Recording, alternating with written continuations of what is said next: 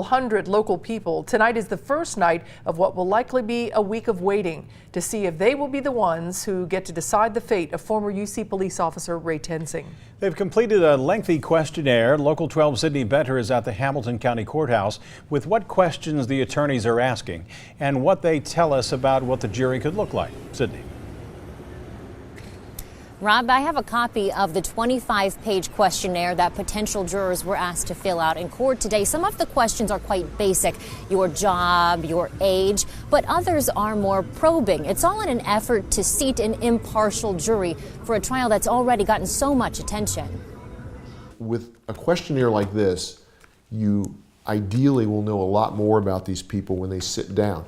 It's lengthy and in many instances very personal, asking potential jurors if they believe law enforcement officers target African Americans and asking about the ethnic makeup of the neighborhood where they grew up.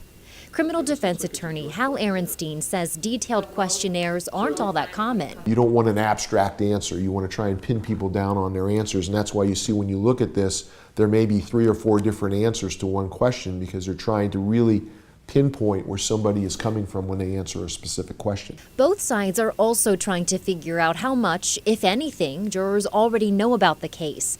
Jurors can admit to already having formed an opinion about the case, and they can agree to set that aside for trial. That's a witness you have to really talk to because they've at least indicated initially they have an opinion, and you want to find out how rock solid that opinion is.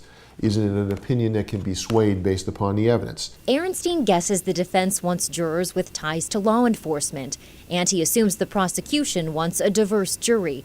But he concedes that jury selection isn't a perfect science. How long it lasts, that's up to the judge. The judge is probably going to give both sides some real latitude here in picking their jury, as long as they don't get repetitive and boring and they keep it interesting. And both sides will be back in court for motions tomorrow. The prosecution wants to keep the defense from releasing Sam DuBose's criminal and medical history. The defense has said that DuBose had a serious illness, and that's one of the reasons he drove away from Ray Tensing on that day. For now, reporting live at the Hamilton County Courthouse, Sydney Benter, Local 12 News. Rob? Sydney, thanks very much. Outside the